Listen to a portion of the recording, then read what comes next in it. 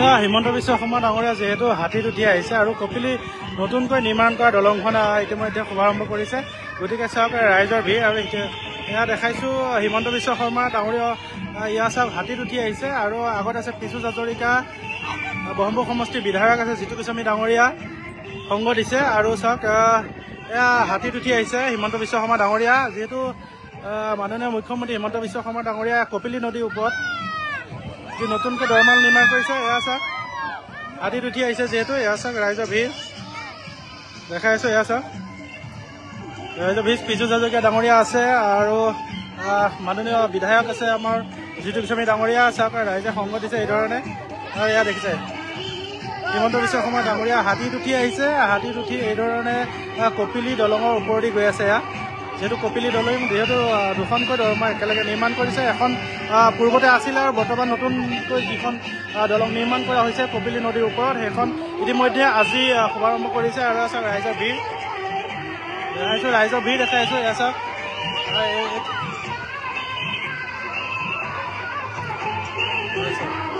হিমন্ত বিশ্ব শৰ্মা ডাঙৰীয়া গৈ আছে হাতীত উঠি। এয়া চাওক ৰাইজৰ ভিৰ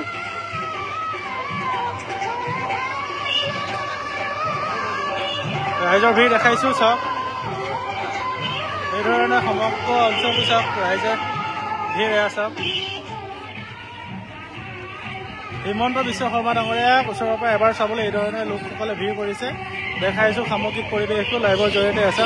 ইতিমধ্যে হিমন্ত বিশ্ব শৰ্মা ডাঙৰীয়া এয়া হাতীৰ ওপৰত উঠি গৈ আছে, হাতীৰ পিঠিত উঠি এইধৰণে সম্বোধন কৰিছে জনতাক।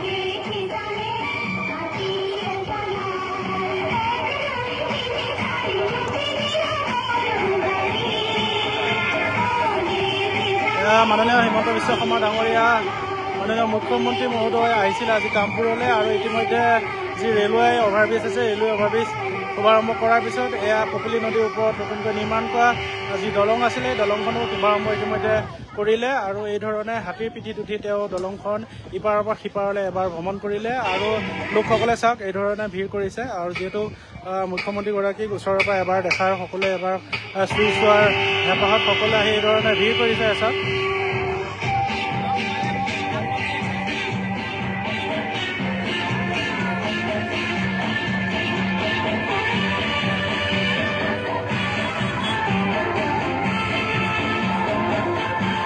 আৰু এয়া হাতীৰ পিঠিৰ পৰা নামিছে মাননীয় মুখ্যমন্ত্ৰী মহোদয়। এয়া চাওক যিহেতু হাতীৰ পিঠিত উঠি আহিছিলে আৰু হাতীৰ পিঠিৰ পৰা এইধৰণে নামিছে। এয়া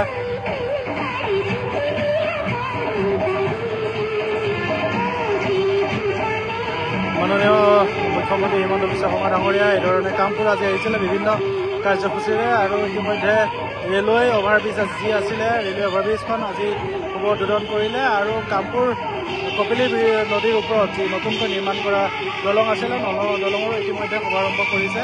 আৰু তেওঁ হাতীৰ পিঠিত উঠি গোটেই দলংখন ইপাৰৰ পৰা সিপাৰলৈ এবাৰ তেওঁ ভ্ৰমণ কৰিলে। আৰু জনতাই এইধৰণে চাওক কামপুৰবাসী অন্যান্য অঞ্চলৰ পৰা অহা লোকসকলে এইধৰণে হিমন্ত বিশ্ব শৰ্মাক এবাৰ ওচৰৰ পৰা চোৱাৰ বাবে এইধৰণে ভিৰ কৰিছে। এয়াই নতুনকৈ যি নিৰ্মাণ কৰা হ'ল কপিলী নদীৰ ওপৰত দেখাইছোঁ। এইখনে হ'ল যিখন পূৰ্বৰ ব্ৰিজ আছিলে, এইখন হ'ল পূৰ্বতে যি নিৰ্মাণ কৰা আছিলে সেই নিৰ্মাণ কৰা ব্ৰিজ। আৰু এইখন নতুনকৈ যি নিৰ্মাণ কৰা ব্ৰিজ। ইতিমধ্যে লোকসকলে নতুনকৈ নিৰ্মাণ কৰা ব্ৰিজৰ ওপৰতে এইধৰণে আহি আছে। তেওঁলোকে নতুনকৈ নিৰ্মাণ কৰা ব্ৰিজৰ ওপৰতে লোকসকলে অহা যোৱা কৰিছে।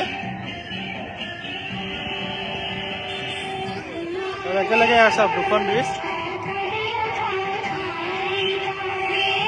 দুখন ব্ৰিজ ইতিমধ্যে আজিৰ পৰা শুভাৰম্ভ হৈ গ'ল। কামপুৰত যি কপিলী নদীৰ ওপৰত নিৰ্মাণ হৈ আছিলে নতুন ব্ৰিজখন আজিৰ পৰা শুভাৰম্ভ কৰিলে মাননীয় মুখ্যমন্ত্ৰী হিমন্ত বিশ্ব শৰ্মা ডাঙৰীয়া। আৰু ইয়াৰ পূৰ্বে আমাৰ যি কামপুৰ ৰেলৱে ষ্টেচনত অভাৰব্ৰিজ নিৰ্মাণ হৈছিলে সেই অভাৰব্ৰিজৰো আজি শুভাৰম্ভ হৈ গ'ল। ইতিমধ্যে দুখনকৈ ব্ৰিজ হিমন্ত বিশ্ব শৰ্মা ডাঙৰীয়া আহি ইতিমধ্যে শুভাৰম্ভ কৰিলে। আৰু ইতিমধ্যে দুয়োখন ব্ৰিজৰ শুভাৰম্ভ কাৰ্যসূচী সমাপ্ত ঘটিছে। আৰু চাওক মুখ্যমন্ত্ৰীগৰাকীক ওচৰৰ পৰা চাবৰ বাবে সকলো লোকে এইধৰণে ভিৰ কৰিছে। আৰু পুনৰবাৰ দেখাইছোঁ এয়াই আছিলে কপিলী নদীৰ ওপৰত নতুনকৈ নিৰ্মাণ হোৱা যি ব্ৰিজ। কপিলী নদী, যিহেতু কপিলী নদীৰ ওপৰত নিৰ্মাণ কৰা নতুন ব্ৰিজ এখন আৰু পূৰ্বৰ ব্ৰিজ আছিলে এখন, গতিকে আজি শুভাৰম্ভ হৈ গ'ল।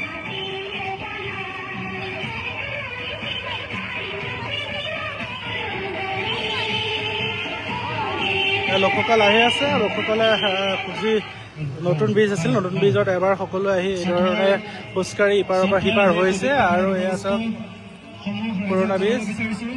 ইতিমধ্যে আমাৰ অসমৰ মাননীয় মুখ্যমন্ত্ৰী হিমন্ত বিশ্ব শৰ্মাদেৱ আমাৰ এই দলং উদ্বোধন কৰি তেখেতে পুনৰ আমাৰ মুকলি সভালৈ যাব।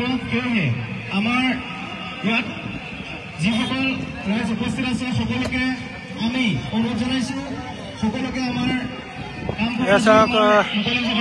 এইদৰে যিহেতু যিবোৰ সাংস্কৃতিক দল আমন্ত্ৰণ কৰি অনা হৈছিলে, সাংস্কৃতিক দলসমূহক দলংখন এবাৰ ইপাৰৰ পৰা সিপাৰলৈ যাবলৈ তেওঁলোকক অনুমতি প্ৰদান কৰিছে। যিহেতু মুখ্যমন্ত্ৰী মহোদয় শুভ উদ্বোধন কৰিলে, ইয়াৰ পিছত এয়া চাওক বিভিন্ন সাংস্কৃতিক দলসমূহ যিসমূহ আমন্ত্ৰণ কৰি আনিছিলে সেই দলসমূহক এইধৰণে দলংখন এবাৰ সিপাৰৰ পৰা সিপাৰ যাবলৈ অনুমতি প্ৰদান কৰিছে। আৰু এইধৰণে যিসমূহ সাংস্কৃতিক দল আহিছিলে, সাংস্কৃতিক দলসমূহে এইধৰণে ইপাৰৰ পৰা সিপাৰ আহিছে। তেওঁলোকে গায়ন বায়ন আহিছিলে, বিহুৰ ৰল আহিছিলে, অন্যান্য তিৱা, ৰাভা, অন্যান্য জনগোষ্ঠীয় যিসমূহ কালচাৰেল দল আছিলে সকলোকে ইয়ালৈ আমন্ত্ৰণ কৰি অনা হৈছিলে আৰু সকলোৱে এবাৰ ইপাৰৰ পৰা সিপাৰলৈ গৈ আছে।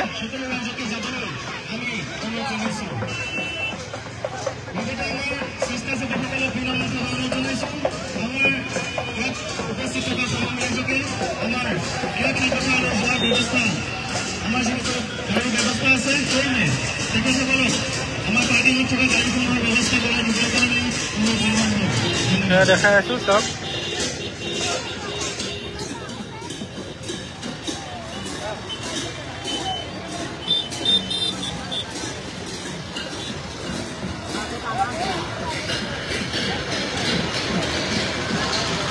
এতিয়া দুইখন যি ব্ৰিজ নিৰ্মাণ কৰা হ'ল, নতুন ব্ৰিজ আৰু পুৰণা ব্ৰিজ, আৰু কপিলী নদীৰ ওপৰত থকা দুয়োখন ব্ৰিজতে এতিয়া চাওক লোকসকলে এইধৰণে খোজকাঢ়ি অহা যোৱা কৰিছে। এবাৰ মুখ্যমন্ত্ৰীগৰাকী আহিছে, যিহেতু মুখ্যমন্ত্ৰীগৰাকীৰ ওচৰৰ পৰা চোৱাৰ হেঁপাহে সকলো লোকে আহি ইয়াতে দুয়োখন ব্ৰিজতে ভিৰ কৰিছে। চাওক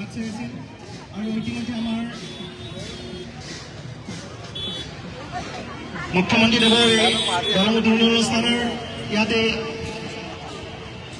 ইয়াৰ অনুষ্ঠান বৰ্তমান সমাপ্ত হৈছে। বাকী আমাৰ মূল অনুষ্ঠান আমাৰ মুকলি সভা আৰু এই আমাৰ কামপুৰ ক্ৰীড়া খেলপথাৰ তৰুণ ফিল্ডত সকলো ইয়াত উপবিষ্ট সকলো ৰাইজকে আমি পুনৰবাৰ অনুৰোধ জনাইছোঁ, আমাৰ ক্ৰীড়া খেলপথাৰ তৰুণ ফিল্ডত যাবলৈ সকলো ৰাইজকে আমি পুনৰবাৰ আমি অনুৰোধ জনাইছোঁ। লগতে আমাৰ স্বেচ্ছাসেৱকৰ দায়িত্বত থকা সমূহ বিষয়ববীয়াকে আমি অনুৰোধ জনাইছোঁ, আমাৰ ইয়াত উপস্থিত থকা বাকী সকলো ৰাইজকে আমাৰ মুকলি সভাত যোৱাৰ ব্যৱস্থা কৰিবৰ কাৰণে আমি বিনম্ৰভাৱে অনুৰোধ জনাইছোঁ। ধন্যবাদ। ধন্যবাদ। এতিয়া হিমন্ত বিশ্ব শৰ্মা ডাঙৰীয়া যাব কামপুৰ যি তৰুণ ফিল্ড আছে, তৰুণ ফিল্ডত ভাষণ প্ৰদান কৰিবৰ বাবে। গতিকে লাইভটো আমি ইতিমধ্যে সামৰিব ওলাইছোঁ, যিহেতু এতিয়া আমি উপস্থিত আছোঁ কপিলী নদীৰ ওপৰত আৰু দুখনকৈ নতুনকৈ নিৰ্মাণ কৰা যি দলং আছিলে ইতিমধ্যে শুভাৰম্ভ হৈ গ'ল, আৰু পুৰণা যি দলং আছিলে পুৰণা দলং ইতিমধ্যে ধুনীয়াকৈ কালাৰ কৰা হৈছে। ইয়াতে কালাৰ কৰি ধুনীয়াকৈ নিৰ্মাণ কৰি দিয়া হৈছে নতুন যি দলং আছিলে দলং। ইতিমধ্যে দুয়োখন দলঙেদি ইতিমধ্যে লোকসকলে অহা যোৱা কৰিছে আৰু এতিয়া মাননীয় মুখ্যমন্ত্ৰী মহোদয় যাব তৰুণ ফিল্ডলৈ, তৰুণ ফিল্ডত গৈ ভাষণ প্ৰদান কৰিব। গতিকে আমি লাইভটো ইমানতে সামৰিছোঁ। ধন্যবাদ। চাওক লোকসকল ইতিমধ্যে যিহেতু যাবলৈ ওলাইছে মাননীয় মুখ্যমন্ত্ৰী মহোদয়, গতিকে লোকসকলে এইধৰণে ভিৰ কৰিছে আৰু সকলোৱে এইধৰণে মুখ্যমন্ত্ৰী মহোদয়ক ওচৰত পাই ভিৰ কৰিছে। আমি লাইভটো ইমানতে সামৰিছোঁ, যিহেতু মুখ্যমন্ত্ৰী মহোদয় এতিয়া যাব তৰুণ ফিল্ডলৈ, তাত গৈ ৰাজহুৱা যি সভা আছে ৰাজহুৱা সভাত তেওঁ ভাষণ প্ৰদান কৰিব। ধন্যবাদ।